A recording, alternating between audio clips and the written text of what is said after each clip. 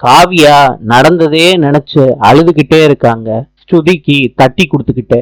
தூக்க கலக்கத்துல அர்ஜுன் என்ன விடுங்க விடுங்கன்னு கத்துறாங்க. காவியா என்ன தொடாதீங்கன்னு நான் சொன்னேன்லன்னு எந்திரிச்சு உட்கார்றாங்க காவியா. அர்ஜுன் சொன்னா கேளுங்க விடுங்க. பல்லவிக்கு நைட்டு தண்ணி தாகம் எடுக்குது. பாட்டில்ல தண்ணிய நிரப்புறதுக்கு வர்றாங்க. அப்ப காவியாவோட குரலை கேக்குறாங்க பல்லவி. ஸ்ருதி சத்தம் கேட்டு எந்திரிக்கிறாங்க. அம்மா அம்மான்னு கூப்பிடுறாங்க காவியாவை பார்த்து. காவியா கத்திக்கிட்டே இருக்காங்க. ஒரு நிலைக்கு வர்றாங்க காவியா.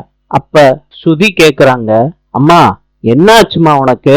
காவியா சொல்றாங்க, ஏதோ கெட்ட கனவுன்னு நினைக்கிறேன் ஸ்ருதி பாப்பா, படுத்து தூங்கு அப்படின்னு தூங்க வைக்கிறாங்க ஸ்ருதிய.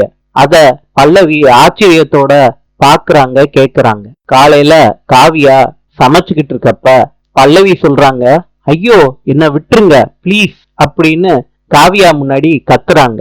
காவியா இத கேட்டுட்டு பல்லவிய பார்த்து பேந்த பேந்த முழிக்கிறாங்க. பல்லவி எல்லாம் எனக்கு தெரிஞ்சு போச்சுன்னு மாதிரி காவியாவை பாக்குறாங்க.